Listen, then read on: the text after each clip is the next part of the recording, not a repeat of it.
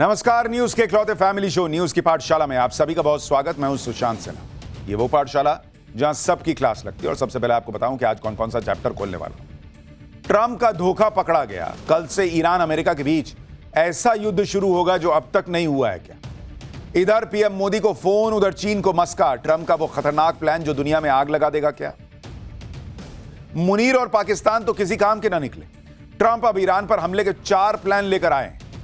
America के fighter jets और base फोड़ रहा ईरान अब नेक्स्ट लेवल का अटैक करने वाला है क्या? आज इसके बारे में बताऊं। इसके अलावा कुकर, टंकी, पानी की बोतल में लोग भरने लगे पेट्रोल।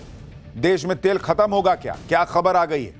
कहीं लंबी लाइनें, कहीं मारपीट। पेट्रोल संकट पर वायरल खबरों का कंप्लीट सच बताने वाला चैप्टर भी खोलूंगा। और भारत छोड़िए, ट्रंप के अमेरिका में पेट्रोल पंप पर क्या हो रहा है यह भी आपको दिखाऊंगा। देखकर हैरान रह जाइएगा। जय श्री राम सुनकर भड़क जाने वाली ममता के बंगाल में रामनवमी पर आज क्या गजब हुआ। ममता के गढ़ में रामनवमी की शोभा यात्रा निकली तो क्या हुआ। और बंगाल चुनाव में खलबली मचाने वाले ओवैसी ने खुद को लैला क्यों बता दिया, आज इसका चैप्टर भी खोलूंगा। और आखिर में होगा हमारा स्पेशल सेगमेंट, सोचा है कभी? नीला, लाल, काला, हरा। पानी की बोतल पर लगे अलग अलग रंग के ढक्कन का अलग अलग मतलब होता है। सोचें क्या कभी ये अलग अलग रंग के ढक्कन पानी की बोतल पे क्यों लगे होते हैं? आज इसके बारे में जो बताऊंगा। पहले दिन भर की बड़ी खबरों का रिवीजन, उसके बाद पहला चैप्टर।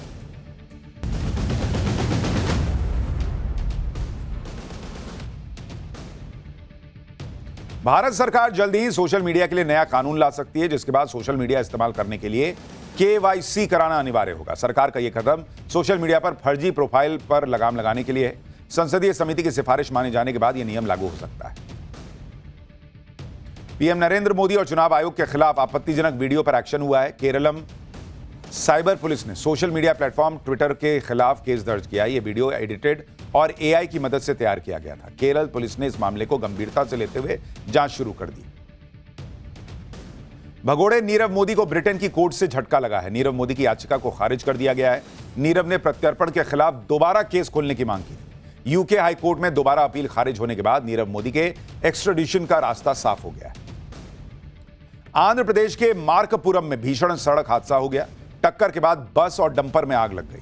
हादसे में 13 लोगों की जान चली गई, जबकि 20 लोगों को अस्पताल में भर्ती कराया गया है। हादसे पर पीएम मोदी ने दुख जताया है और मृतकों के परिवार वालों को मुआवजे का ऐलान किया है। बांग्लादेश के यात्रियों से भरी बस बेकाबू होकर पद्मा नदी में गिर गई। चंद सेकंड में पूरी बस नदी में समा गई। हादसे में 23 लोगों की मौत हो गई, जबकि कई लोग लापता बताए जा रहे हैं।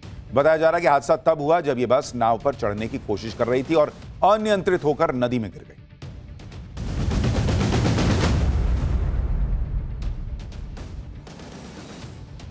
तो यह हो गया दिन भर का रिवीजन। अब पाठशाला की पहली क्लास। ट्रंप का धोखा पकड़ा गया। कल से ईरान अमेरिका के बीच ऐसा युद्ध होगा जो अब तक नहीं हुआ क्या? इधर पीएम मोदी को फोन, उधर चीन को मस्का। ट्रंप का वो खतरनाक प्लान जो दुनिया में आग लगाने वाला है। मुनीर और पाकिस्तान तो किसी काम के ना निकले। ट्रंप अब ईरान पर कौन से हमले के 4 प्लान लेकर आए हैं। और अमेरिका के फाइटर जेट्स और बेस फोड़ रहा ईरान अब कौन सा नेक्स्ट लेवल का अटैक करने वाला है। सबसे पहले इसका चैप्टर। ईरान युद्ध को लेकर हम जो भी पाठशाला में आपको बताते जा रहे हैं, एग्जैक्टली वही होता जा रहा है। आपसे हमने कल ही कहा था कि भले ही ट्रंप ईरान से डील करने की कोशिश में लगे हैं, लेकिन दोनों तरफ से ऐसी शर्तें हैं जिन्हें ना अमेरिका मानेगा ना ईरान मानेगा। और यही हो रहा है। हमने आपको कल ही कहा था कि डोनाल्ड ट्रंप बातचीत की कोशिश के बीच ब्लफ खेल रहे हैं, पाकिस्तान को यूज कर रहे हैं, मुनीर का इस्तेमाल कर रहे हैं और ईरान पर बड़े हमले की तैयारी कर रहे हैं। आज हर एक बात उसी दिशा में जाती दिख रही है। बातचीत के लिए ईरान से अमेरिका ने इनडायरेक्टली कांटेक्ट तो किया, लेकिन अब तक यह क्लियर नहीं है कि बातचीत होगी भी या नहीं। बातचीत होगी तो कहां होगी? होगी तो बीच का रास्ता क्या निकलेगा? क्योंकि दोनों तो अड़े हुए हैं कि नहीं, तुम मेरे शर्त मानो, तुम मेरी शर्त मानो। बीच का रास्ता निकाले बिना यह युद्ध रुकेगा कैसे? और अगर युद्ध रुकना ही नहीं है तो अब जो होने वाला है उसको लेकर कहा जा रहा है कि वो तो कयामत ले आएगा। क्योंकि तेल और गैस के लिए दुनिया में लाइनें लगनी शुरू हो गई। हमारे यहां ही ऐसे सीन दिख रहे हैं कि मानो लोग माने बैठे कि कल ही तेल खत्म हो जाएगा। इसके बारे में भी आपको विस्तार से बताऊंगा कैसे अब पेट्रोल के लिए मारामारी मचने लगी है। पेट्रोल भरने की होड़ लग गई है।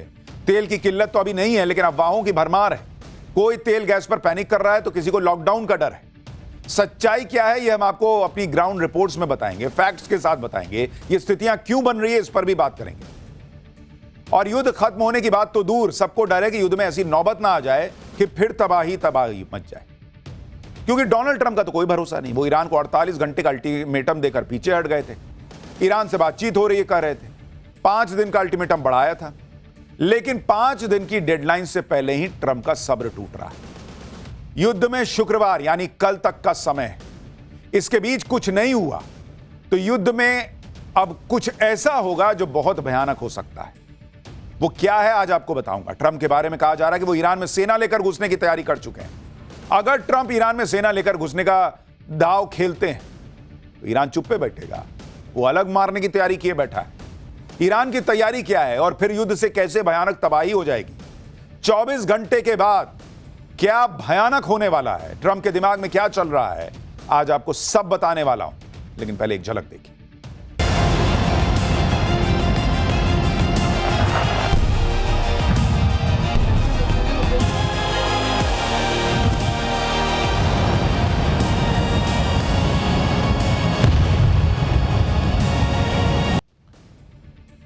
डोनाल्ड ट्रंप इस वक्त भयंकर फ्रस्ट्रेशन में, क्योंकि वो ये साबित नहीं कर पा रहे कि ईरान से युद्ध वो जीत गए। बोल देने से नहीं ना होगा भाई, पब्लिक अंधी थोड़ी बैठी है, पब्लिक को दिख नहीं रहा हो रहा क्या रहा है। आप लफाजी कर दीजिएगा, दुनिया मान जाएगी, नहीं मान रही तो वो पैर पटक रहे हैं कि मैं बोल रहा हूं तो मान क्यों नहीं रहे। अरे कैसे मान ले जब दिख रहा है कि ईरान मार रहा है आपको। ट्रंप बार बार कह रहे हैं कि ईरान को खत्म कर दिया, बर्बाद कर दिया, लेकिन ईरान जब तक लड़ रहा है तब तक कोई भी ट्रंप की बात मानेगा ही नहीं। इसलिए ट्रंप अब घूम फिर के फिर से बातचीत की बात करने लगे। बातचीत में भी ट्रंप इस बात को साबित करना चाहते हैं कि युद्ध वो जीत गए, उनका अपर हैंड है। और इसी अकड़ में उन्होंने 15 पॉइंट की डिमांड ईरान को भिजवाई कि देख भाई ये 15 मानेगा तब हम सीज फायर करेंगे। ईरान अलग लेवल पे है, ईरान युद्ध के मैदान में नहीं झुका, वो बातचीत में झुक जाएगा। और यही वजह है कि अब ट्रंप ईरान पर फिर से झल्ला रहे। आज ट्रंप ने जो कहा उसे आप देखिए और समझिए कि हालात क्या हो गए हैं ट्रंप के। आज ट्रंप ने अपने नए बयान में कह दिया कि ईरान के वार्ताकार भी बहुत अजीब हैं, वो हमसे डील करने की भीख मांग रहे हैं। ईरान तुमसे डील करने की भीख मांग रहा है तो तुम्हारे लोग पाकिस्तान में क्या करने गए हैं? तुम क्यों कह रहे हो कि वहां पे तो पूरी लीडरशिप खत्म हो गई, किससे बात करूं समझ में नहीं आता। और अगर वही भीख मांग रहे हैं तो तुम बात किससे कर रहे हो? फिर उनको बुलाओ, बात करो। इसके बावजूद वो कह रहे हैं ट्रंप कि इसके बावजूद वो पब्लिकली ये कह रहे हैं कि वो हमारे प्रपोजल को देख रहे हैं। ये बहुत गलत है, उन्हें जल्दी ही गंभीर हो जाना चाहिए, इससे पहले कि बहुत लेट हो जाए, क्योंकि एक बार वो हुआ फिर कोई यूटर्न नहीं, और ये सब बहुत अच्छा नहीं होगा। डोनाल्ड ट्रंप पहले खुद तो गंभीर हो जाएं, फिर ईरान से बोलें कि तुमको गंभीर होना चाहिए। ट्रंप ईरान को फिर से धमकी दे रहे हैं कि अगर बात नहीं मानोगे तो अच्छा नहीं होगा, इससे पहले ही बहुत देर हो जाए, डील कर लो। इसी से ट्रंप की बेचैनी समझी जा सकती है। अगर ईरान इतना झुका बैठा होता तो आपको धमकाना थोड़ी पड़ रहा होता। आप धमका रहे हो, कनपट्टी पे बंदूक रख के सीज फायर कराना चाहते हो और कह रहे हो कि वो घुटने पे आ गया है, क्योंकि मंडे को ये कह रहे थे कि ईरान से बात हो रही है, ईरान के पास प्रपोजल भिजवाया। मंडे से आज चौथा दिन है और ट्रंप को लग रहा है कि 5 दिन का जो उन्होंने अल्टीमेटम दिया उसके पहले कोई डील तो होती दिख नहीं रही है, तो धमकाने पर आ गए कि अभी भी मान जाओ, नहीं तो बहुत मारेंगे।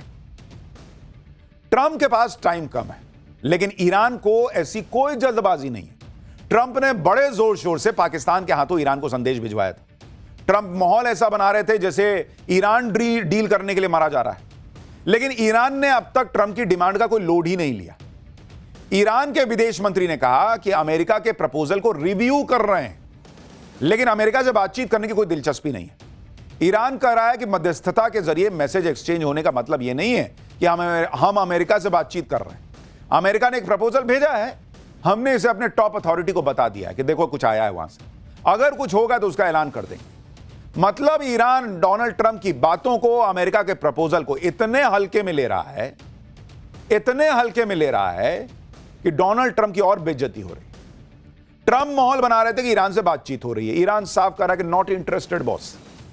संदेशा भिजवाने को बातचीत नहीं कहते, लेकिन ट्रंप भी लगे हुए हैं कि ईरान तो हमसे बातचीत कर रहा है, लेकिन डर की वजह से मान नहीं रहा है। अगर ईरान बातचीत के लिए मरा जा रहा होता तो इजराइल पे बम थोड़ी मार रहा होता, खाड़ी देशों पे बम थोड़ी गिरा रहा होता। भाई जो डरा हुआ होगा वो बम मार मार के कहेगा कि नहीं नहीं, आपसे बात करने के लिए मैं मरा जा रहा हूं। डोनाल्ड ट्रंप बच्चों से भी घटिया झूठ बोल रहे हैं। बच्चे तो खैर नहीं बोलते हैं, लेकिन बचपने में जो आप हल्का फुल्का बोल दें उससे भी बेकार की बातें वो कर रहे हैं। और ये दुनिया के सो कॉल्ड सबसे शक्तिशाली देश के सबसे प्रमुख नेता हैं। ये तो इनकी हालत है। हमने आपको कल ही बताया था कि जिस तरह की डिमांड ट्रंप ने ईरान के सामने रखी है, ईरान मानेगा ही नहीं। ईरान ने भी आधिकारिक तौर पर अपनी शर्तें सामने रखी, और ये भी ऐसी शर्तें हैं कि ट्रंप नहीं मान सकते, बहु तो बेइज्जती हो जाएगी। तो शर्त वाला मामला है ही नहीं, युद्ध चलता रहेगा। लेकिन यही ट्रंप बिल्कुल नहीं चाहते, क्योंकि हर तरफ से प्रेशर पड़ रहा है। अमेरिका के अंदर से प्रेशर है, पूरी दुनिया परेशान है, उसका अलग प्रेशर है। इसलिए ट्रंप इसमें धंसते जा रहे हैं और उनके लिए हालात बिगड़ रहे हैं। अब एक नया खुलासा हुआ। अमेरिका के बड़े अखबार वॉल स्ट्रीट जर्नल के मुताबिक ट्रंप इस युद्ध को 4 से 6 हफ्ते में खत्म करना चाहते हैं। दावा है कि बंद कमरे में ट्रंप ने अपने सलाहकारों से कहा है कि यह युद्ध अपने फाइनल स्टेज में है। ट्रंप ने अपने सलाहकारों को इसी टाइमलाइन पर टिके रहने को कहा है। रिपोर्ट में दावा किया गया है कि ट्रंप के सर्किल में कुछ लोग यह चाहते हैं कि ईरान पर तगड़ा अटैक किया जाए, जिससे यह ट्रंप की विरासत बन जाए। लेकिन दावा है कि ट्रंप ने अपने करीबियों से कहा है कि ईरान युद्ध की वजह से वो अपनी दूसरी प्राथमिकताओं से भटक रहे हैं। यानी ट्रंप असमंजस में पड़े हैं कि युद्ध को आगे बढ़ाया जाए, किसी तरह से युद्ध से निकला जाए। निकलने का रास्ता है नहीं, आगे बढ़कर मारना है, तो उसके लिए अब समय आ गया है। युद्ध पर आगे बढ़ना जुए खेलना जैसा होगा, क्योंकि अगर युद्ध में आगे बढ़े तो कल क्या होगा किसी को नहीं पता। सब देख ही रहे हैं कि अमेरिका ने ईरान पर हमला किया, तो आज युद्ध के 27 दिन बाद अमेरिका का क्या हाल है। लेकिन युद्ध से निकलना ट्रंप के लिए आसान नहीं, और ट्रंप को कुछ फ्लेक्सिबल तो होना पड़ेगा, जिसके लिए वो तैयार नहीं। ईरान को बदले में कुछ तो देना पड़ेगा, लेकिन अमेरिका उस बेइज्जती को सहने के लिए तैयार नहीं। इसलिए वो युद्ध को जल्दी निपटाने पर जोर दे रहे हैं। 4-6 हफ्ते में निपटा दो। अरे तुम्हारे बोलने से 4-6 हफ्ते में निपट जाएगा। उस पर वॉल स्ट्रीट जर्नल की रिपोर्ट में यह भी दावा है कि ट्रंप की 4 से 6 हफ्ते की डेडलाइन का चीन से भी कनेक्शन है। दरअसल ट्रंप को चीन के दौरे पर जाना है। आज ही उनके चीन दौरे की तारीखों का ऐलान हो गया है। ट्रंप 14 और 15 मई को चीन जाने वाले हैं। 10 सालों में यह उनका पहला चीन का दौरा है, जिस पर पूरी दुनिया की नजर टिकी हुई है। अमेरिकी राष्ट्रपति ट्रंप को 31 मार्च को चीन जाना था, लेकिन युद्ध की वजह से उन्होंने दौरा टाल दिया। आज ही अचानक आधिकारिक तौर पर तारीखों का ऐलान हो गया। उधर यह खबर भी आई कि ट्रंप 4 से 6 हफ्ते में युद्ध निपटाना चाहते हैं। 6 हफ्ते का मतलब है कि जब ट्रंप चीन के दौरे का वक्त आएगा, उससे पहले युद्ध खत्म हो जाए। व्हाइट हाउस से इस बारे में पूछा गया तो बयान आया कि ट्रंप प्रशासन ने तो पहले ही 4 से 6 हफ्ते का अनुमान लगाया था। तो आप खुद ही अंदाजा लगा लीजिए।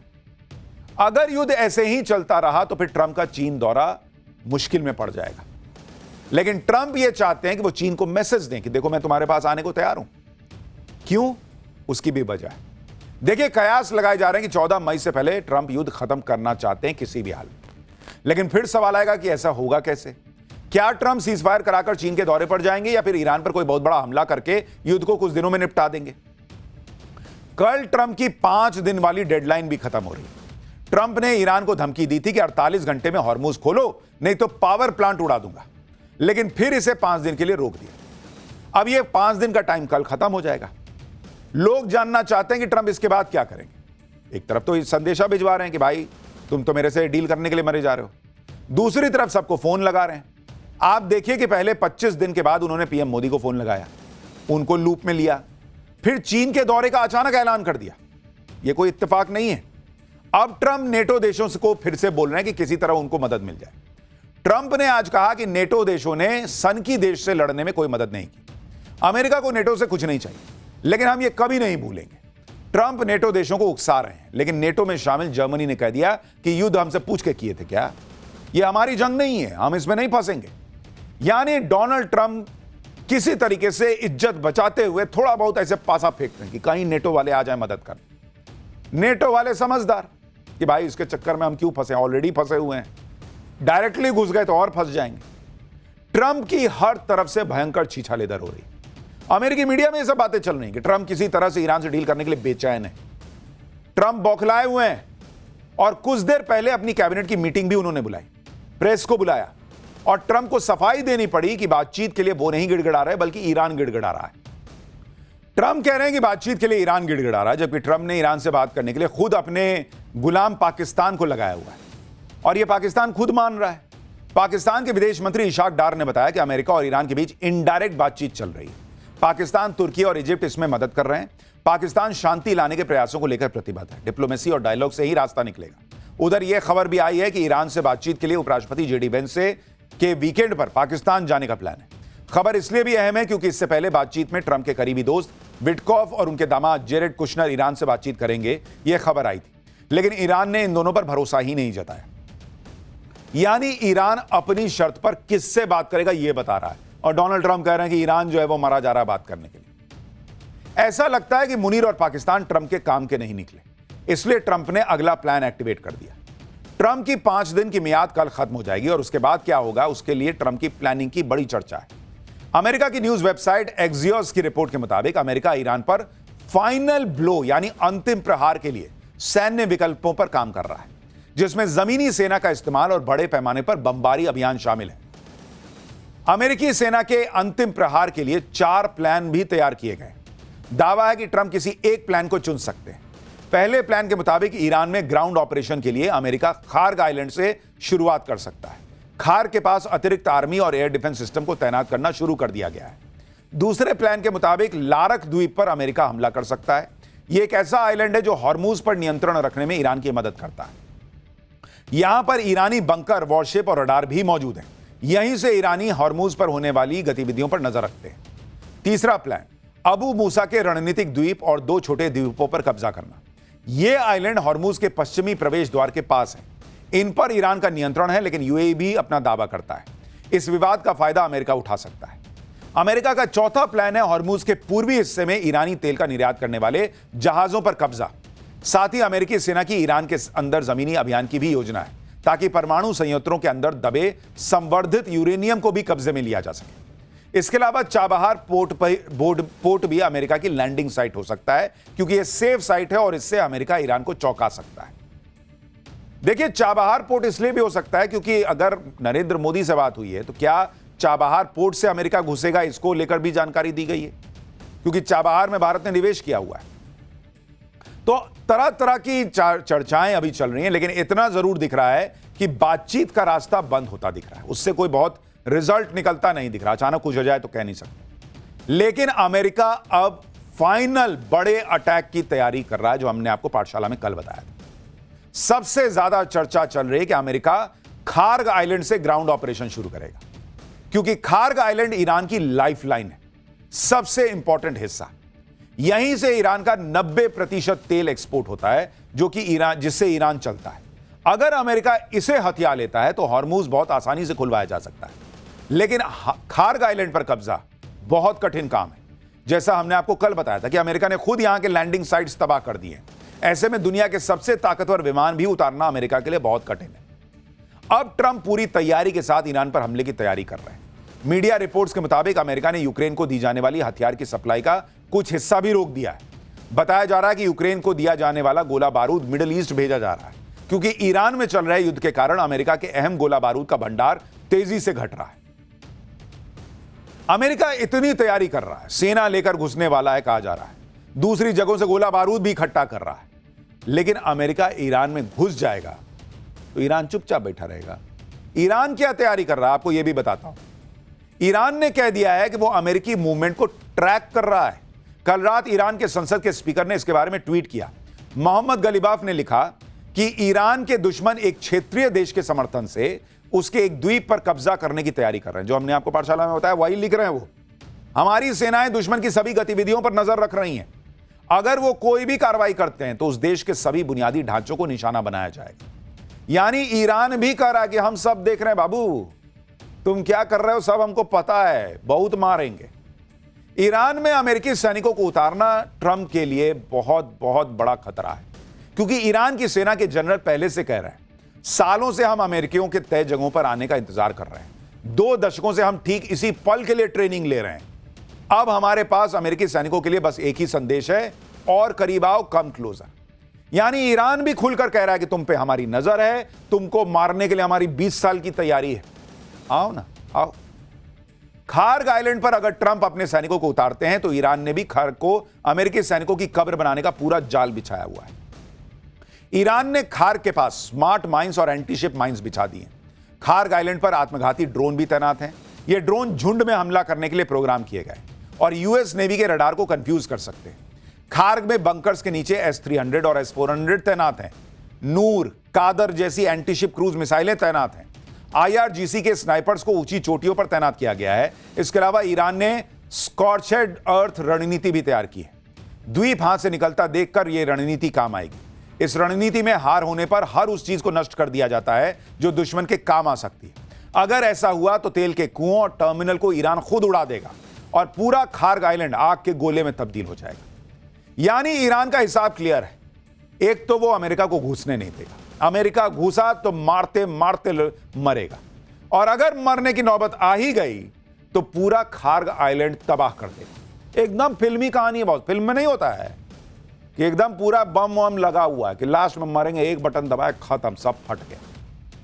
तो ईरान को हल्के में ना ले अमेरिका, और अब तक तो ना लेने की आदत पड़ जानी चाहिए थी। ईरान लगातार अपनी ताकत दिखा रहा है। ईरान ने अमेरिका और इजराइल के ठिकानों पर 82वीं बार हमला किया। ईरान ने जो वीडियो जारी किया उसमें बैलिस्टिक मिसाइलें आसमान में उड़ती नजर आ रही हैं। इसके साथ ही ईरान बता रहा है कि अगर अमेरिका ने ग्राउंड ऑपरेशन शुरू किया तो अंजाम क्या होगा। ईरान में दाखिल होंगे लेकिन वापस ताबूतों में लौटेंगे। ये ईरान दिखा रहा है कि देखो तुम्हारे सैनिक आएंगे, उसके बाद ताबूत में घुसा के उनको भेजेंगे।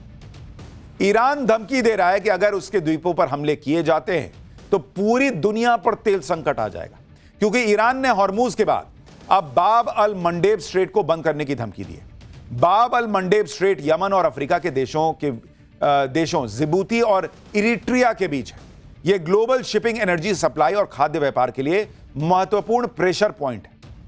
और इसलिए मैं आपको कह रहा हूं, कई लोग पूछते हैं कि भाई युद्ध खत्म होगा क्या, युद्ध रुकेगा क्या?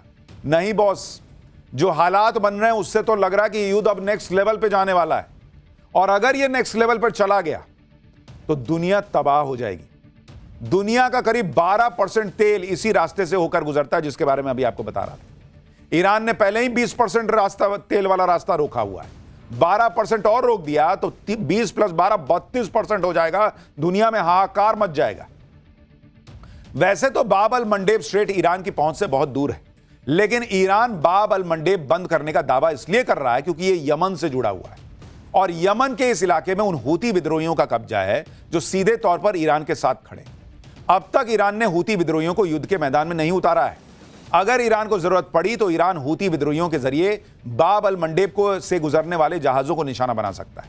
यानी हॉर्मूज को खुलवाने के लिए ईरान पर सेना उतारने का प्लान बना रहे ट्रंप, हॉर्मूज के साथ तेल का एक और रास्ता बंद करवा सकते हैं।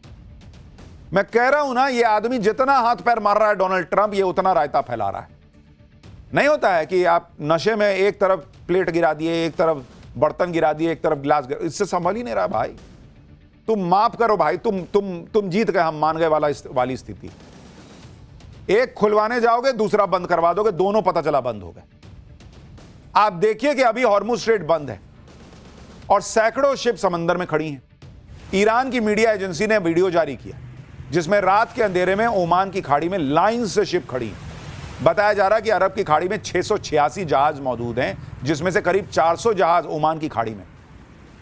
और इन जहाजों के खड़े होने का आप एक मतलब और समझिए, सिर्फ ये नहीं है कि ये जहाज खड़े हैं और माल फंसा हुआ है। ये माल उतरेगा तभी ये जहाज जाके दूसरा माल लेके भी आएंगे, तो इनका खाली होना और अगला माल आने के लिए इनका वहां पहुंचना भी जरूरी है। तो ये डबल संकट है अगर ये फंसे हुए हैं। हॉर्मुज स्ट्रेट खुलवाने के लिए ट्रंप ने कल की डेडलाइन से पहले एक और प्रेशर बनाया। आज खबर आई कि इजराइल ने ईरान के उस कमांडर को मारने का दावा किया जिसने हॉर्मुज स्ट्रेट को ब्लॉक किया हुआ है। इजराइल ने दावा किया कि उसने IRGC के नौसेना कमांडर अलीरेजा तंगसिरी को मार दिया है। इजराइल ने बताया कि अलीरेजा ही हॉर्मुज स्ट्रेट में ईरान के ऑपरेशन को संभाल रहा था, हॉर्मुज स्ट्रेट में माइंस बिछवा रहा था। लेकिन सवाल यह है कि ईरान के बहुत सारे नेता मारे जा चुके। ईरान तो अब तक लड़ रहा है, एक और मर गया तो कैसे ईरान सरेंडर कर देगा यह मान लिया जाए। क्योंकि इसी बीच एक और बड़ी खबर यह आई कि ईरान ने अमेरिका के फाइटर जेट F-18 को मारने का दावा ठोक दिया। ईरान का दावा है कि दक्षिणी ईरान में एयर डिफेंस सिस्टम ने एक F-18 को मार दिया है। इससे पहले ईरान ने अमेरिका के F-35 और F-16 को मारने का दावा किया था। हालांकि अमेरिकी सेना ने ईरान के दावे को झूठा बताया। लोग कह रहे हैं डोनाल्ड ट्रंप से कि बहुत तुम बताते थे कहां कितना प्लेन गिरा, कहां कितना फाइटर जेट गिरा, अब अपना बताओ तुम्हारा कितना गिरा है। ईरान लगातार इजराइल पर भी अटैक कर रहा है। आज मध्य इजराइल में ईरान मिसाइल अटैक करते उसकी तस्वीरें आई। इधर इजराइल भी ईरान पर नॉनस्टॉप अटैक कर रहा है। आज ईरान के मशहद शहर पर इजराइल ने मिसाइल अटैक किया। यह मिसाइल अटैक एयरपोर्ट से कुछ दूरी पर। इजराइल ने ईरान के इस्फहान शहर पर भी बड़े हमले किए, जिसमें सैन्य ठिकानों को निशाना बनाया गया है। इस्फहान में भारी धमाकों की आवाजें सुनाई दी। इधर आईडीएफ लेबनान में हिजबुल्लाह के ठिकानों पर भी लगातार हमले कर रहा है। आईडीएफ ने दक्षिण लेबनान में हिजबुल्लाह के कमांड सेंटर और हथियार गोदाम को उड़ाने का वीडियो भी जारी किया। ये देखिए, आईडीएफ की गोलानी ब्रिगेड ने इस महीने शुरू हुए जमीनी अभियान में अब तक 200 से ज्यादा आतंकी ठिकानों को नष्ट किया है। अब बताइए, इस तरह की मारधाड़ के बीच अगर ट्रंप ईरान में सेना उतारेंगे तो क्या ही होगा? इसके बारे में बहुत लोग कह रहे हैं कि फिर यह युद्ध लंबा खिंच जाएगा, और अगर युद्ध लंबा खिंचा तो दुनिया तबाह हो जाएगी। हर जगह तेल गैस का संकट है, महंगाई बढ़ रही है। खुद अमेरिका में तेल के दाम बढ़ गए और वहां लोग महंगाई से परेशान हैं। ऐसे में ट्रंप युद्ध से निकलेंगे या युद्ध में और धंसेंगे, यह ट्रंप को तय करना है। अमेरिका में ट्रंप के प्लान का जबरदस्त विरोध हो रहा है। ट्रंप की रिपब्लिकन पार्टी की सांसद नैन्सी मेस ने कह दिया है कि वो ईरान में सेना उतारने के प्लान का समर्थन नहीं करेंगी। युद्ध पर ब्रीफिंग से बाहर आकर नैन्सी मेस ने कहा कि वो अमेरिका के बेटे बेटियों को युद्ध में उतारने के पक्ष में नहीं है। नैन्सी मेस ने कहा कि वो ईरान को इराक नहीं बनने देंगी, वॉशिंगटन की वॉर मशीन को ऐसा नहीं करने देंगी। यानी डोनाल्ड ट्रंप के साथ के लोग भी उनका विरोध कर रहे हैं। लेकिन डोनाल्ड ट्रंप ईरान पर नया अटैक करेंगे, इसके बहुत प्रबल चांसेस हैं, क्योंकि जिस तरीके से वो टाइम बाई कर रहे हैं, जिस तरह की तैयारियों की खबर है, जिस तरीके से वो स्ट्रेट ऑफ हॉर्मुज खिलाने के लिए अपने जहाज भेज रहे हैं, अपने सैनिकों की वहां पर को इकट्ठा कर रहे हैं, और इसके अलावा नरेंद्र मोदी को फोन करना, उनको कॉन्फिडेंस में लेना, अचानक से चीन की चापलूसी करने लगना कि मैं आ रहा हूं दोस्त, मैं आ रहा हूं दोस्त। चीन दोस्त हो गया तुम्हारा? डोनाल्ड ट्रंप इसका मतलब चाह रहे हैं कि जब वो ईरान पर अटैक करें तो ना तो भारत ईरान का साथ देने आए, ना चीन आए, और इसलिए अचानक चीन से सेटिंग गेटिंग करने लगे। चीन रुकेगा? उसको नहीं पता है कि तुम क्या चीज हो। लेकिन ये सारे लक्षण बता रहे हैं, तारों को जोड़ते जाइए, कनेक्टिंग द डॉट्स होता है ना, उससे इस बात की सबसे प्रबल संभावना है कि डोनाल्ड ट्रंप के दिमाग में यह युद्ध नहीं रुका है। उनका ईगो हावी है, और इस ईगो के चक्कर में दुनिया की लगने वाली। अब लगेगी तो क्या होगा? पाठशाला में अगला चैप्टर में देखिए, आपको समझ में आ जाएगा। कुकर, टंकी, पानी की बोतल में लोग पेट्रोल भरने लगे। देश में तेल खत्म होगा क्या? क्या खबर आ गई? कहीं लंबी लाइनें, कहीं मारपीट, पेट्रोल संकट पर वायरल खबरों का कंप्लीट सच बताने वाला चैप्टर। और भारत छोड़िए, ट्रंप के अमेरिका में पेट्रोल पंप पर क्या हो रहा है देखेंगे तो हैरान रह जाएंगे। अब इसका चैप्टर, युद्ध से तेल गैस का संकट पूरी दुनिया में है, लेकिन भारत में गजब ही हो रहा है। आप देखिए कि बार बार हम भी आपको बता रहे हैं कि तेल की, पेट्रोल डीजल की कमी नहीं है। सरकार कह रही है गैस की भी कमी नहीं, लेकिन अब अफवाहों की वजह से हो यह रहा है कि पेट्रोल पंपों पर भीड़ लग गई। देश के कई शहरों में तेल के लिए लंबी लंबी लाइनों की तस्वीर आ रही है। लोग गाड़ियों की टंकियां फुल करवा रहे हैं, जिसे जो मिल रहा है वो उठाकर पेट्रोल डीजल भरवाने पहुंच जा रहा है। कोई तो पानी की टंकी लेके पहुंच गया भाई, कोई कुकर और कोई पानी की बोतलों में तेल भरवा रहा है, कुकर में। बॉस बताइए, पेट्रोल के लिए पेट्रोल पंप पर लड़ाइयां हो रही, लाइनों में लोग अपनी बारी के लिए एक दूसरे से लड़ जा रहे हैं। कुल मिलाकर भयंकर अफरा तफरी पेट्रोल डीजल के लिए मची हुई है। लेकिन इन सब के बीच सवाल यह है कि क्या सही में पेट्रोल डीजल खत्म होने वाला है या नहीं, या ये अफवाहें फैलाई जा रही हैं? क्या देश में पेट्रोलियम रिजर्व कुछ ही दिन का है, या पेट्रोल के नाम पर पॉलिटिक्स हो रही है? तेल का संकट नहीं है तो पब्लिक बेचैन क्यों है? सरकार भले कहे कि हमारे पास तेल की कोई कमी नहीं, लेकिन जो तस्वीरें आ रही हैं वो लोगों के बीच पैनिक और ज्यादा क्रिएट कर रही है। जो अफवाह फैला रहे हैं उनके खिलाफ एक्शन क्यों नहीं लिया जा रहा?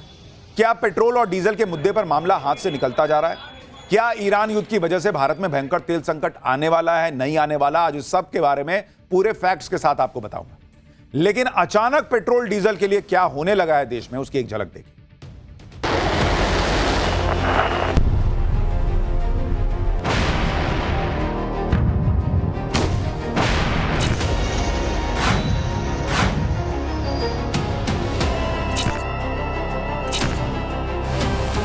लग तो रहा है कि कल से तेल नहीं मिलेगा, इस वजह से हम आए हैं। पैनिक बाइंग हुई है। उसके बाद पेट्रोल पंप्स पे जो पेट्रोल या डीजल की जो सप्लाईज है वो खत्म हुई हैं। फेसबुक पे घबराने की बात है, बाकी ऐसी कुछ बात नहीं है, सब कुछ एकदम नॉर्मल है। कोई दिक्कत नहीं है, जब आते तो तुरंत मिलता है। भाजपा सरकार में लाइन के सिवा मिला क्या? ये है जो ये परेशानी आ रही है, इसकी तैयारी भाजपा ने क्या की थी? कुछ लोग हैं जो अफवाह फैला करके माहौल खराब करना चाहते हैं। कुछ लोग हैं अव्यवस्था पैदा करने का प्रयास कर रहे हैं।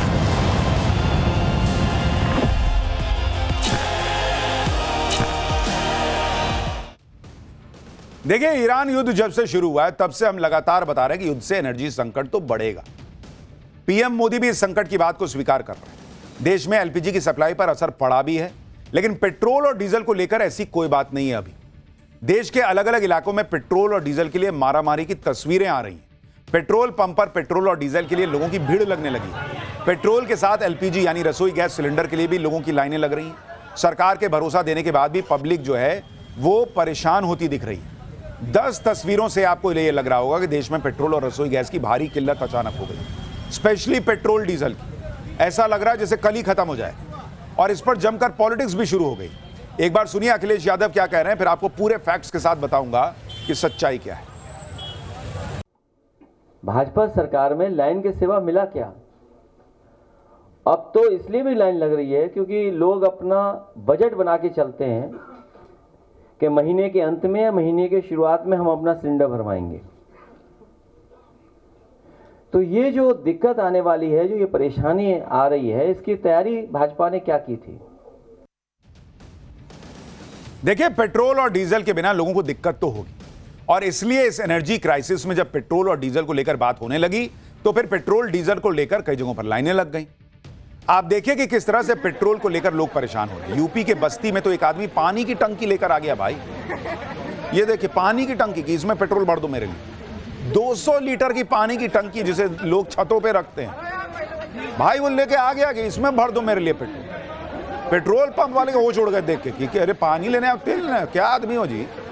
उसने कहा कि नहीं दे सकते। गोरखपुर में एक आदमी बाइक में तेल डलवाने पहुंचा और अपने साथ दूसरी बाइक की टंकी ले आया। एक बाइक लेके आया, एक बाइक की टंकी ले आया कि इसमें भी भर दो, क्योंकि भाई कई पेट्रोल पंप पे जो है वो बोतल उतल में देते नहीं है। तो कह रहा ये तो बाइक की टंकी है ना, इसमें डाल दो। लोग हैरान रह गए देख के। यूपी के देवरिया में पेट्रोल और डीजल खत्म होने की आशंका में लोग परेशान हो गए।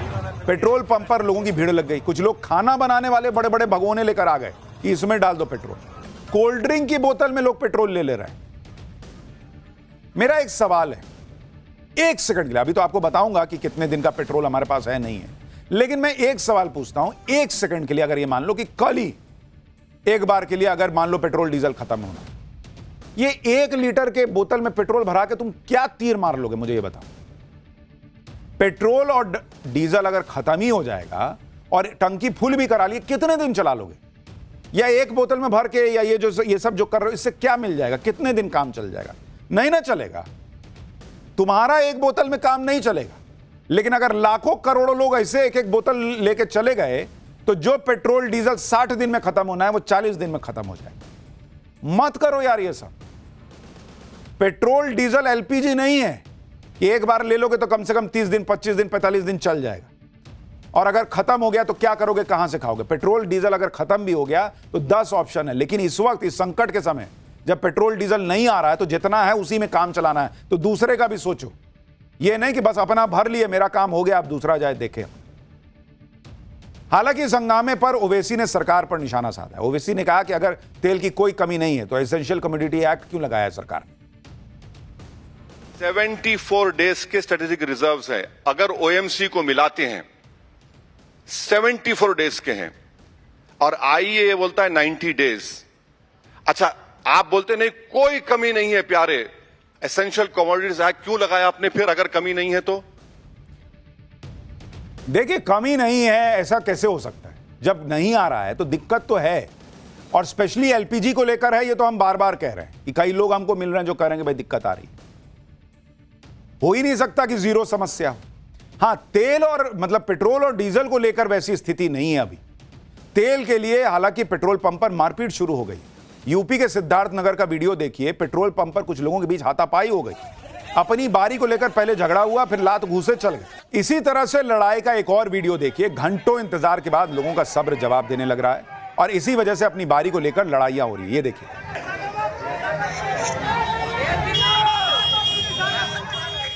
पेट्रोल और डीजल खत्म होने की अफवाहें छोटे शहरों में तेजी से फैल रही हैं। यूपी के बहराइच की तस्वीर देखिए, जहां पेट्रोल पंप पर तेल खत्म होने की ऐसी अफवाह फैली कि लोग पेट्रोल डीजल भरवाने के लिए दौड़ पड़े। देखते ही देखते पेट्रोल पंप के बाहर लोगों की भारी भीड़ जुटी। पेट्रोल भरवाने के लिए धक्का मुक्की होती दिखाई दी। बवाल बढ़ता देख पेट्रोल पंप पर इंतजाम संभालने के लिए पुलिस कर्मियों को तैनात करना पड़ा। कुछ ऐसी ही तस्वीरें प्रयागराज में भी दिखी। वहां भी पेट्रोल पंप पर अचानक लोगों की भारी भीड़ उमड़ गई, लंबी लंबी लाइनें लग गई। प्रयागराज के पेट्रोल पंप पर उमड़ी भीड़ पर हमारे सहयोगी की एक ग्राउंड रिपोर्ट देखी। पेट्रोल के लिए लोग नोक-झोंक तक पे उतारू हैं। तस्वीरें साफ तौर पे आप देख सकते हैं कानपुर हाईवे की है, जहां पर इस पेट्रोल पंप पर जहां तक भी आपकी नजर जाएगी सिर्फ खचाखच लोगों की जो भारी भीड़ है वो यहां पर आपको दिखाई देगी। लोग पेट्रोल डलवाने के लिए यहां घंटों जो है लाइन में लगे हुए हैं। जो सूचना के आधार पे कितनी देर से आए हुए हैं? 2 घंटे हो गए मुझे खड़े हुए। 2 घंटे से खड़े तब जाके यहाँ तक पहुंचे? यहाँ तक पहुंचे। क्या सुनने को मिला कि क्या तेल नहीं मिल रहा है? लग तो रहा है कि कल से तेल नहीं मिलेगा, इस वजह से हम आए हैं। चारों तरफ सब जगह बंद चल रहा है। पेट्रोल टंकी तो वैसे भी बंद पड़ी हुई है, सभी पेट्रोल टंकी तो बंद ही हो गई है। यूपी के रायबरेली में भी पेट्रोल डीजल खत्म होने की ऐसी खबर उड़ी कि लोग गाड़ियां लेकर पेट्रोल पंप की तरफ निकल पड़े, जिसकी वजह से इलाके के पेट्रोल पंप पर भीड़ जुटने लगी। हालात बेकाबू होते देख पुलिस और प्रशासन की टीम लोगों को समझाने में जुट गई। यूपी के अलग अलग शहरों में पेट्रोल डीजल के लिए मची मारामारी पर सीएम योगी आदित्यनाथ एक्शन में आए। उन्होंने लोगों से अफवाहों में आकर पैनिक बाइंग न करने की अपील की। हालांकि सीएम योगी ने यह भी माना कि अगर युद्ध लंबा खिंचा तो उसके लिए सभी को मानसिक रूप से तैयार रहना होगा। सुनिए एक बार। ये युद्ध लंबा खींचा तो प्रभावित तो हर व्यक्ति होगा, हमें मानसिक रूप से उसके लिए तैयार होना होगा। लेकिन कुछ लोग हैं जो अफवाह फैला करके माहौल खराब करना चाहते हैं। कुछ लोग हैं अव्यवस्था पैदा करने का प्रयास कर रहे हैं। जब आपकी बारी आएगी आप तक रसोई गैस पहुंच जाएगी। जब आवश्यकता हो तभी आप डीजल लेने के लिए जाइए, पेट्रोल लेने के लिए जाइए। लाइन लगाने की आवश्यकता क्या? बात सिर्फ यूपी के छोटे शहरों की नहीं है। राजधानी लखनऊ में भी कई पेट्रोल पंपों पर पेट्रोल डीजल की सप्लाई पर असर पड़ा है। कई पेट्रोल पंपों पर तेल खत्म होने की वजह से लोगों को खाली हाथ लौटना पड़ा। क्योंकि भाई पेट्रोल पंप पर ऐसा नहीं कि देश में पेट्रोल खत्म हो गया इसलिए पेट्रोल खत्म हो गया।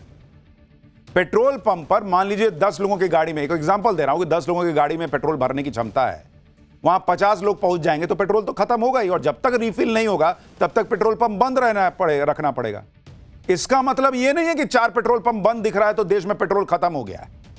जिन पेट्रोल पंपों पर स्टॉक था वहां लोगों की लंबी लाइनें लग गई। जब पेट्रोल डीजल की किल्लत के दावों की पड़ताल करने के लिए हमारी टीम निकली तो हजरतगंज इलाके में 3 पेट्रोल पंप ऐसे मिले जो तेल के टैंकर नहीं पहुंचने की वजह से बंद पड़े थे। देखिए एक बार ग्राउंड रिपोर्ट। लखनऊ के कई पेट्रोल पंप पर भी ऐसी खबरें हैं।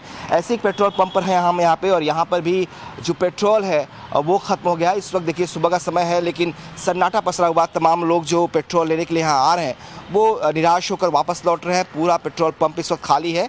बताया जा रहा है कि कल शाम से जो है सप्लाई नहीं आई है और यहाँ पर पेट्रोल अभी नहीं है। कब से पेट्रोल नहीं भाई साहब? कब से ख़त्म हुआ ये? कल शाम को खत्म हुआ 7 बजे 6 बजे। तो क्या बताया जा रहा है कि कब तक आएगा? कुछ उम्मीद है कुछ कि आएगा या नहीं आएगा? क्या खबर है अभी आप लोग क्या करिए? आज लोड आ जाएगा। यूपी नहीं, महाराष्ट्र के भी कई इलाकों में पेट्रोल डीजल खरीदने के लिए लोगों की भीड़ उमड़ रही है। छत्रपति संभाजीनगर, जालना, कोल्हापुर समेत कई शहरों में पेट्रोल डीजल भरवाने के लिए भारी भीड़ आ जा रही है। पेट्रोल पंप पर भारी भीड़ और पैनिक बाइंग को देखते हुए महाराष्ट्र के कुछ जिलों में प्रशासन ने 31 मार्च तक पेट्रोल डीजल पर राशनिंग लागू कर दी।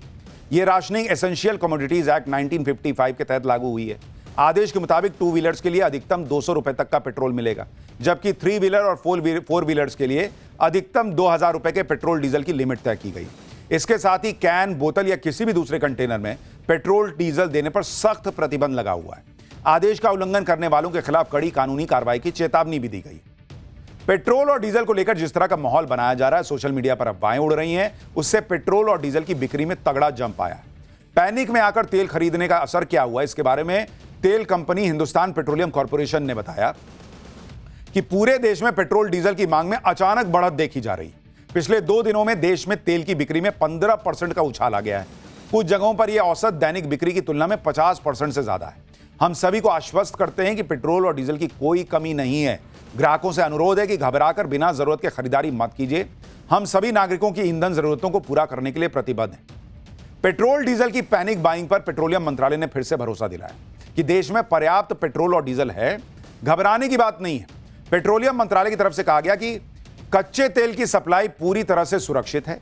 भारत को 41 से ज्यादा देशों से कच्चा तेल मिल रहा है। रिफाइनरीज 100% से ज्यादा क्षमता पर काम कर रही हैं। अगले 60 दिनों के लिए कच्चे तेल की आपूर्ति सुनिश्चित है। वर्तमान में लगभग 60 दिन का वास्तविक स्टॉक उपलब्ध है। देश में कुल 74 दिन की भंडारण क्षमता है। रणनीतिक भंडार और नियमित आपूर्ति मिलाकर कई महीनों तक टेंशन नहीं है। सिर्फ 6 दिन का स्टॉक होने की खबर पूरी तरह से गलत है। और यह बात हमने आपको पाठशाला में बताई थी कि कुछ मीडिया हाउसेस ने छाप दिया कि अरे 9 दिन 9.5 दिन का ही बचा। अरे भैया, पूरा मिला के ना देखोगे कि तेल कंपनियों के पास कितना है, स्ट्रैटेजिक रिजर्व में कितना है, सरकार के पास कितना है, वहां जो 60 दिन का है वो क्या है, वो हाथ में मलें। इसलिए मैं बार बार कह रहा हूं, देखिए एलपीजी की सप्लाई को लेकर कई लोगों की दिक्कत आ रही है। कुछ लोग ब्लैक में खरीद रहे हैं, कुछ को नहीं मिल रहा, कुछ को दिक्कत आ रही है, ये हम बार बार कह रहे हैं। और एलपीजी की समस्या अलग है कि भाई घर में एलपीजी नहीं होगा, खाना कैसे बनेगा। दूसरा भी कितने दिन खिलाएगा, कहेगा यार मेरा सिलेंडर खत्म हो जाएगा। बाहर से कितना खाइएगा, आप इधर कीजिएगा, उधर कमर्शियल नहीं दीजिएगा, उधर लोगों के रोजगार पे दिक्कत, वो अलग कहानी है। और उसमें हम बार बार सरकार से कह रहे हैं कि उसको देखिए और कैसे ठीक किया जा सकता है। लेकिन पेट्रोल डीजल आज कल परसों नहीं खत्म हो रहा बॉस। ये पैनिक बाइंग मत कीजिए, क्योंकि इसका कोई फायदा भी नहीं है। पूरी टंकी भी भरवा के जाइएगा तो 2 दिन 4 दिन कितना चला लीजिएगा। वो 1 लीटर के बोतल में भरवा के ले जाइएगा तो उससे क्या अमेरिका चले जाइएगा ट्रंप से बात करने की, भाई क्या है तमाशा बंद करो। 1 लीटर बोतल में पेट्रोल भरा के क्या कर लीजिएगा। इसलिए कह रहा हूं कि ये मत कीजिए। अभी देश में खूब पेट्रोल डीजल है, 50-60 दिन का माल है अभी। और जब तक ये 50-60 दिन खत्म होंगे तब तक कहीं से, मतलब स्ट्रेट ऑफ हॉर्मुज से नहीं आएगा तो बाकी वाला माल तो आएगा, तो उसका भी 10 दिन 20 दिन 15 दिन 30 दिन का कुछ तो हिसाब पीछे से आके जमा होगा। इसलिए पैनिक में मत आइए बॉस।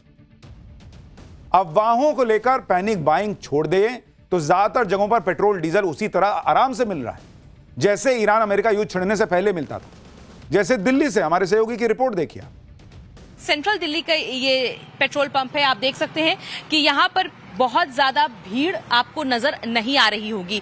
जिस तरह से सोशल मीडिया पर कई जगहों पर इस बात की जानकारी या कह सकते हैं अफवाह फैलाई जा रही है कि देश में एलपीजी पेट्रोल डीजल खत्म होने वाला है, जिसके बाद कई जगहों पर लोगों की भीड़ देखने को मिल रही है। हम यहाँ पर मौजूद हैं कि क्या राजधानी दिल्ली में किस तरह की तस्वीरें आप देख सकते हैं कि आम दिनों की तरह ही लोग यहाँ पर पहुंच रहे हैं, पेट्रोल डीजल भरवा रहे हैं। कोई कमी है क्या, लोग परेशान होकर आ रहे हैं दिल्ली? नहीं जी, कोई नहीं है जी परेशानी। यहाँ पे सब सप्लाई सही चल रहा है? हाँ जी। बिहार की राजधानी पटना में भी कुछ ऐसी ही तस्वीरें दिखी। वहां भी पेट्रोल डीजल को लेकर किसी तरह का कोई पैनिक नहीं दिख रहा। लोगों का आराम से पेट्रोल डीजल मिल रहा है, पेट्रोल पंप पर लोगों की भीड़ नहीं है। तो इस तरह की तस्वीरें बहुत जगहों से आ रही हैं जहां कोई पैनिक नहीं है, कोई दिक्कत नहीं है। और मुझे लगता है जो लोग पैनिक बाइंग के लिए जा रहे हैं वो भी अगले कुछ दिनों में समझ जाएंगे कि अरे कल भी तो मिल ही रहा था, परसों भी तो मिल ही रहा था, छोड़ो इसका मतलब अभी चलेगा। जो पाठशाला देख रहे हैं वो तो समझ ही रहे हैं। पेट्रोल और डीजल की फिलहाल कमी नहीं है। देश में 74 दिन का पेट्रोलियम रिजर्व होता है। कई देशों से कच्चे तेल की सप्लाई हो रही है। युद्ध से सिर्फ सप्लाई प्रभावित नहीं होती, कीमतों पर भी असर पड़ता है। देश की सबसे बड़ी प्राइवेट ऑयल कंपनी नायरा ने पेट्रोल और डीजल की कीमतों में इजाफा कर दिया। नायरा ने पेट्रोल की कीमत 5 रुपए प्रति लीटर बढ़ा दी, जबकि डीजल की कीमत 3 रुपए प्रति लीटर बढ़ाई। नायरा के देश भर में 6,967 यानी करीब 7,000 पेट्रोल पंप हैं। बाकी किसी कंपनी ने सामान्य तेल के दाम नहीं बढ़ाए हैं। नायरा का कंट्रीब्यूशन 8% के करीब है देश में जो तेल बिकता है उसको लेकर। अब सवाल है कि भाई अभी तो तुम जो तेल बेच रहे होगे, ये नायरा वाले जो तेल बेच रहे होंगे, ये तो जो पुराना माल खरीदे होंगे वही होगा। वो तो तुमने सस्ते में खरीदा है, तो तुमने अभी कैसे बढ़ा दिया 5 रुपया 3 रुपया जी? अभी तुम पुराना माल बेच रहे हो, नया मान लो बढ़ी हुई कीमत पे लोगे तब बेचोगे तो समझ में आता है। पुराना माल तुमने महंगा कर दिया। सरकार को इसको ठोकना चाहिए कि तुम कैसे बढ़ा दिए जी। खबर है कि नायरा कंपनी कई जगहों पर अपने ऑपरेशन 35 दिनों के लिए बंद कर सकती है। अप्रैल की शुरुआत में कंपनी अपने ऑपरेशन बंद कर सकती है। कंपनी का कहना है कि ईरान युद्ध की वजह से तेल सप्लाई प्रभावित हो रही है, इस वजह से यह फैसला लिया जा सकता है। तो बंद करने के पहले ज्यादा माल समेट लोगे, गजब है। पेट्रोल डीजल ही नहीं, देश में रसोई गैस की कमी ना हो इसके लिए सरकार लगातार एक्शन में जुटी है। इसके बावजूद कई जगहों पर घरेलू एलपीजी सिलेंडर के लिए लंबी लंबी लाइनें दिख रही हैं। मुंबई के मालवणी इलाके की तस्वीर आपको दिखा रहा हूं, जहां सिलेंडर के लिए 1 किलोमीटर से भी लंबी लाइन लगी नजर। लोगों का कहना है कि गैस खत्म होने की वजह से उनके घर में चूल्हा नहीं जल पा रहा। लंबे इंतजार के बाद भरा हुआ सिलेंडर भी नहीं मिल रहा। रसोई गैस की किल्लत पर मुंबई से हमारे सहयोगी की एक रिपोर्ट देखिए। मैं आपको तस्वीर दिखा रहा हूँ, जहां तक आपकी निगाहें जाएंगी वहां तक आपको यहाँ लंबी कतार दिखाई देगी, जिसमें लोग 24 घंटे से ज्यादा के वक्त से जो है यहाँ पर सड़कों पर खड़े हुए हैं, अपने अपने सिलेंडर के साथ यहाँ पर खड़े हुए हैं। सिलेंडर को यहाँ पर उन्होंने चेन से, तालों से बांध रखा है, क्योंकि इन्हें दिन रात यहाँ पर जो है बैठना पड़ता है। देखिए, आप देखेंगे कि लोग यहाँ सड़कों पर हैं। दो अलग अलग किस्म की यहाँ पर लाइनें लगी हुई हैं। एक जो वो लाइन है जिनको टोकन मिल चुका है, टोकन मिलकर के 2 दिन हो गए, लेकिन अब तक उन्हें सिलेंडर नहीं मिला है। हरियाणा के पंचकुला में भी गैस एजेंसी के बाहर लोगों की लंबी लाइनें लगी थी। लोगों का कहना है कि ऑनलाइन बुकिंग होने के बाद भी सिलेंडर नहीं मिल रहा है, और इसलिए मैं बार बार कह रहा हूं कि एलपीजी को लेकर जो लोगों को दिक्कत आ रही है, सरकार को देखना चाहिए। रसोई गैस की किल्लत के लिए कालाबाजारी को एक बड़ी वजह बताया जा रहा है, जिस पर नकेल कसने के लिए कई जगहों पर एक्शन हो रहा है। भुवनेश्वर से आई ये तस्वीर देखिए। यहां छापेमारी के दौरान एक गोदाम में 100 से ज्यादा भरा हुआ सिलेंडर मिला। इसी तरह यूपी के मेरठ में घरेलू गैस की कालाबाजारी की शिकायतें मिलने पर प्रशासन ने एक्शन लिया। 3 गैस एजेंसीज के खिलाफ केस दर्ज किया गया। आरोप है कि ये लोग कंज्यूमर से डिलीवरी के लिए ओटीपी लेने के बाद सिलेंडर ब्लैक में बेच रहे थे। कालाबाजारी करने वालों पर ताबड़तोड़ एक्शन के बीच रसोई गैस के लिए परेशान हो रही पब्लिक को सरकार ने फिर से आश्वासन दिया है कि एलपीजी पर भी किसी प्रकार का कोई संकट नहीं है। घरेलू रिफाइनरीज में एलपीजी प्रोडक्शन 40% बढ़ा है। रोजाना 50 लाख सिलेंडर डिलीवर किए जा रहे हैं। यूएसए, रूस, ऑस्ट्रेलिया समेत कई देशों से एलपीजी आ रही है। 800 टीएमटी एलपीजी कार्गो रास्ते में है। 1 महीने की आपूर्ति पहले से सुनिश्चित है। पैनिक की वजह से बुकिंग बढ़ी थी, अब डिमांड सामान्य है। पीएनजी को बढ़ावा दिया जा रहा है क्योंकि यह सस्ता और सुरक्षित है। एलपीजी खत्म होने की वजह से पीएनजी को बढ़ावा देने की खबर गलत है। यह आपातकालीन कदम नहीं है, बल्कि दीर्घकालिक ऊर्जा रणनीति है। युद्ध की वजह से तेल और गैस की सप्लाई प्रभावित तो हुई है, लेकिन पैनिक वाली स्थिति अभी नहीं। और अब तो हॉर्मुज में फंसे तेल गैस के जहाज भारत आने लगे हैं। आज ही अपोलो ओशन नाम का शिप जो है वो भारत आया। इसमें एलपीजी लदी हुई है। यह शिप मैंगलोर पोर्ट पहुंचा, जहां इसका स्वागत किया गया। इसी तरह एक और शिप पाइन गैस भी हॉर्मुज से निकल चुका है और कल तक भारत पहुंच सकता है। इसमें एलपीजी है, यानी एलपीजी सप्लाई में जो समस्याएं आ रही हैं उसमें कुछ राहत मिलने की उम्मीद है। हालांकि अब हॉर्मुज से भारत के जहाजों को आने में कोई दिक्कत नहीं होनी चाहिए, क्योंकि ईरान ने बड़ा ऐलान किया है। ईरान के विदेश मंत्री अब्बास अरागची ने साफ कर दिया है कि भारत समेत 5 मित्र देशों के जहाजों को हॉर्मुज से सुरक्षित रास्ता दिया जाएगा। चीन, रूस, भारत, इराक और पाकिस्तान के लिए हॉर्मुज से गुजरने की अनुमति दे दी गई है। ईरान युद्ध का असर सिर्फ भारत पर ही नहीं पड़ रहा। अमेरिका समेत तमाम देशों में युद्ध की वजह से एनर्जी क्राइसिस दिख रहा है। महंगाई बढ़ रही है। आप अमेरिका की तस्वीरें देखिए, जहां लोग फ्यूल स्टॉक करने के लिए पेट्रोल स्टेशन पर लाइन में लगे हुए हैं। लोग अपने साथ डिब्बे और गैलन जो मिल रहा है वो भी लेके गए। ये अमेरिका के दिखा रहा हूं बॉस। स्पेन में फ्यूल लेने के लिए पेट्रोल स्टेशन पर गाड़ियों की लंबी लंबी लाइन लग रही है। यानी पैनिक यूरोप में भी दिख रहा है। यूरोप में तो ईरान युद्ध के बाद इलेक्ट्रिक गाड़ियों की बिक्री में तेजी आई। ऑस्ट्रेलिया में भी ईरान युद्ध की वजह से लोग परेशान हो रहे हैं। कहा जा रहा है कि सिडनी शहर में कई पेट्रोल पंप बंद हो गए। इसी वजह से ऑस्ट्रेलिया में लोग पेट्रोल को स्टोर कर रहे हैं। पेट्रोल पंप पर डिब्बों और गैलन में पेट्रोल लेकर स्टॉक किया जा रहा है। ऑस्ट्रेलिया में तेल की कीमत 42% बढ़ गई। कनाडा में फ्यूल प्राइस 25% बढ़ गया है। चीन में तेल की कीमत 23% बढ़ी है। अमेरिका में तेल की कीमत 35% बढ़ गई है। अमेरिका में महंगाई दर भी 4.2 होने का अनुमान है, जो G7 देशों में सबसे ज्यादा है। अमेरिका में फिलहाल महंगाई दर 3% पर है। यानी दुनिया बाप बाप कर रही है। दुनिया में पेट्रोल, दूसरी चीजों को लेकर हाहाकार मचा है। लेकिन जो हालात बन रहे हैं उसमें थोड़ा टीम इंडिया की तरह हमें रहना होगा। सोच समझ के कदम उठाना होगा। पैनिक से बचना होगा। जो दिक्कतें हैं सरकार को देखना होगा, और सरकार को भी जो लोगों को परेशानियां आ रही हैं उसको जमीनी स्तर पर समझकर काम करना होगा। और जो अफवाह फैला रहे हैं उन पर एक्शन लीजिए, जो राशनिंग कर रहे हैं उन पर एक्शन लीजिए। अब अगला चैप्टर, पश्चिम बंगाल में रामनवमी का चैप्टर। आज जय श्री राम सुनकर भड़क जाने वाली ममता के बंगाल में रामनवमी पर क्या गजब हुआ। आज ममता के गढ़ में रामनवमी की शोभा यात्रा निकली तो क्या हुआ। बंगाल चुनाव में खलबली मचाने वाले ओवैसी खुद को लैला क्यों बता रहे हैं, अब इसका चैप्टर। आज देश में कई जगहों पर रामनवमी की जबरदस्त धूम है, लेकिन रामनवमी की असली धमक बंगाल में देखी गई। बंगाल में चुनाव भी है और रामनवमी पर पहले बंगाल में बवाल हो चुके हैं। पिछले 10 साल से ऐसा एक भी रामनवमी नहीं बीता है जिस पर बंगाल में बवाल न मचा हो। लेकिन इस बार बंगाल में शहर शहर रामनवमी की शोभा यात्रा कैसी हुई, ये तस्वीरें आपको उसके बारे में बताएंगे।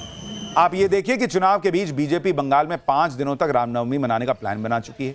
बीजेपी के साथ वीएचपी और कई हिंदू संगठन इस बार गजब की रामनवमी मना रहे हैं। बंगाल में ऐसा पहली बार हो रहा है जब पूरे बंगाल में रामनवमी पर 20,000 शोभा यात्राएं निकाले जाने का अनुमान है। बीजेपी और हिंदू संगठन 5 दिन में ये 20,000 शोभा यात्रा निकालेंगे। अकेले कोलकाता शहर में 60 से 70 शोभा यात्रा निकालने का प्लान है।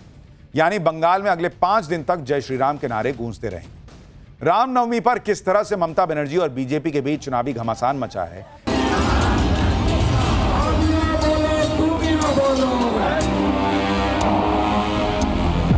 करते लूट और बोलते झूठ।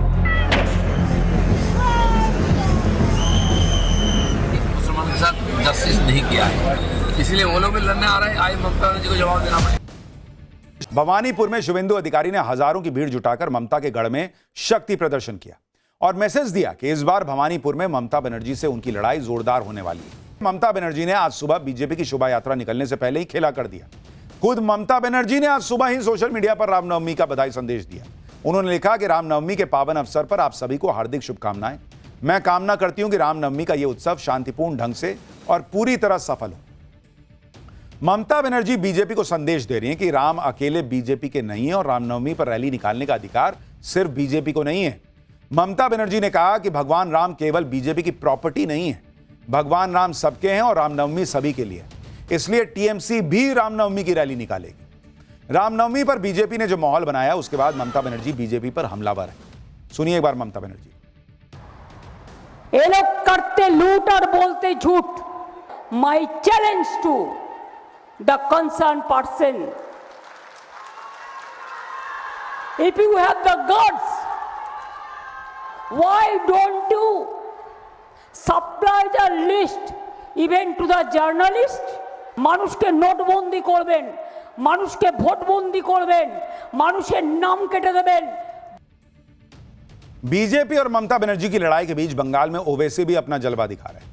बंगाल के ओवैसी हुमायूं कबीर के साथ गठबंधन करके ममता बनर्जी को टेंशन देने वाले ओवैसी ने आज ऐसी बात कह दी कि लोग हैरान रह गए। टाइम्स नाउ समिट में ओवैसी ने कहा कि वो भारत की सियासत की लैला हैं और सभी पार्टियां मजनू हैं। ओवैसी ने कहा कि हर पार्टी चाहती कि एक बार पलट के मैं उनको देख लूं। सुनिए। इतना मुझे लोग गाली देते, मैं उसको बैज ऑफ ऑनर समझता हूं। मुझे कोई रोक नहीं सकता। मैं भारत की सियासत की लैला हूं, मुझे फख्र है इस बात का। अब आप क्या बोलो? कौन है? हाँ, पूरे ये सब मजनू हैं, ये सब मेरे दीवाने हैं, मजनू हैं। एक तरफ पलट के देख ले मुझे मैं देखता ही नहीं हुआ। और अब हमारा स्पेशल सेगमेंट सोचा है कभी, वो सवाल जो दिमाग की बत्ती जलाते हैं। मार्केट में मिनरल वाटर के अलग अलग ब्रांड हैं, पानी बेचने की अलग अलग कंपनियां हैं, लेकिन क्या आपने कभी गौर किया है कि पानी की हर बोतल पर एक ही रंग का ढक्कन नहीं होता है? आपने कभी सोचा है कि पानी की बोतल पर नीले, लाल, काले, हरे रंग के ढक्कन यानी जो कैप लगे होते हैं वो क्यों लगे होते हैं? सब पे एक ही लगा दो। लेकिन ऐसा नहीं होता, क्योंकि हर ढक्कन के कलर का एक खास मतलब होता है। आज इसके बारे में आपको बताता हूं। दरअसल पानी की बोतल में नीले रंग के ढक्कन का मतलब है कि बोतल में प्राकृतिक झरने का पानी या मिनरल वाटर है। यह पानी प्राकृतिक खनिजों जैसे कैल्शियम और मैग्नीशियम से भरपूर होता है। काले रंग का अगर ढक्कन लगा है तो इसका मतलब है बोतल में एल्कलाइन पानी है। इस पानी का पीएच लेवल ज्यादा होता है जो शरीर में एसिडिटी को संतुलित करने में मदद करता है। अक्सर प्रीमियम ब्रांड्स और एथलीट्स इसका इस्तेमाल करते हैं। लाल रंग के ढक्कन का प्रयोग इलेक्ट्रोलाइट युक्त पानी या स्पार्कलिंग कार्बोनेटेड पानी की बोतल में होता है। यह पानी शरीर को तेजी से हाइड्रेट करने में मदद करता है। सफेद ढक्कन आमतौर पर प्रोसेस्ड या फिल्टर किए हुए आरओ पानी की बोतल पर लगाया जाता है। हरा ढक्कन अक्सर फ्लेवर्ड पानी की बोतल के लिए इस्तेमाल किया जाता है। इस तरह की बोतल के पानी में नींबू या पुदीने जैसे स्वाद मिलाया जाता है। पीले रंग के ढक्कन वाली बोतल का मतलब है कि इसमें विटामिन से भरपूर पानी। तो अगली बार जब पानी की बोतल खरीदिए तो सिर्फ किस कंपनी का है यह मत देखिए, ढक्कन के रंग से भी पता चल जाएगा कि आप कौन सा पानी खरीद रहे हैं, किस तरह का पानी खरीद रहे हैं। आज के लिए नमस्कार।